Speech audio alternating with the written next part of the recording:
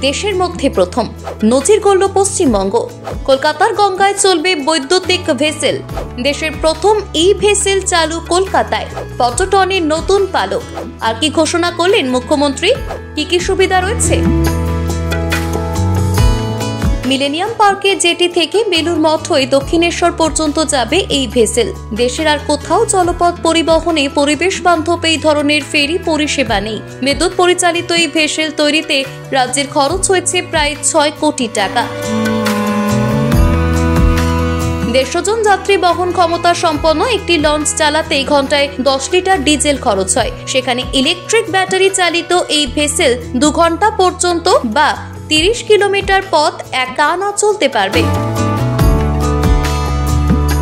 আগামী দিনে আরো 12টি ই ভেসেল এবং 12টি বার্জ চালানো হবে। এজন্য প্রয়োজনীয় পদক্ষেপ করা হচ্ছে। গঙ্গাবক্ষে ভেসেল চালানোর কি সুবিধা হবে?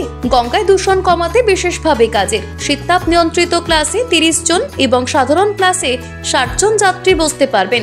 গঙ্গায় এই ধরনের পরিবহন ব্যবস্থা দেশের আর কোথাও নেই। তবে এই ই ভেসেলটিতে এসি এবং নন এসি দুটি বিভাগই থাকছে।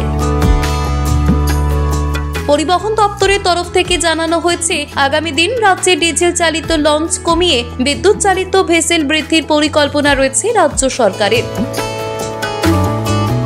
গত সোমবার গঙ্গাসাগরে যান মুখ্যমন্ত্রী মমতা বন্দ্যোপাধ্যায়। কপিল মুনির আশ্রমে শ্রদ্ধা জ্ঞাপন করেন তিনি। দেখা করেন আশ্রমের প্রধানের সঙ্গে, অন্যান্য আশ্রমিকদের সঙ্গেও দেখা করেন তিনি। আউটরাম ঘাট থেকে গঙ্গাসাগর মেলারও আনুষ্ঠানিক সূচনা করেন মুখ্যমন্ত্রী। এদিন তিনি গঙ্গাসাগর মেলা নিয়ে ফের একবার সরকারি খতিয়ান দেন। তিনি সরকারের দায়িত্ব নেওয়ার পরে কিভাবে গঙ্গাসাগরের উন্নতি হয়েছে তা জানান। মুখ্যমন্ত্রী বলেন, এলাকা জুড়ে অনেক জেটি, স্বাস্থ্য কেন্দ্র, মাল্টিপারপাস রেস্কিউ সেন্টার, ক্যানিং বাস টার্মিনাসের আপগ্রেডেশনের মতো অনেক শুভ সূচনাও আজকে হল। চালু করা হয়েছে গঙ্গাসাগরে 3টি স্থায়ী হেলিপ্যাড।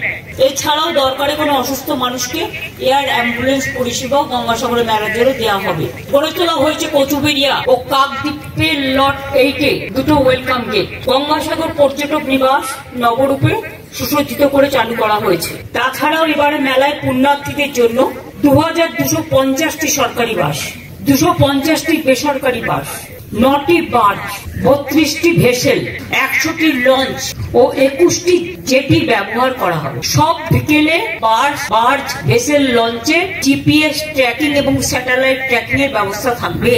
মুড়িগঙ্গায় কুয়াশার কারণে অনেক সময় বার্জ, ভেসেল চলতে অসুবিধে হয়। ফগলাইটের ব্যবস্থাও করা হয়েছে। বিদ্যুতের যে টাওয়ার গুলো আছে সেগুলোকেও ইলুমিনেট করে দেওয়া হয়েছে। কোনো অ্যাক্সিডেন্ট যাতে না হয় এবং বাই চান্স কিছু হয়ে গেলে সঙ্গে সঙ্গে সাহায্য করবার জন্য 2500 সিভিল ডিফেন্স ও অন্যান্য ভলেন্টিয়ার নিয়োগ করা হচ্ছে। ব্যুরো রিপোর্ট, প্রথম বাংলা।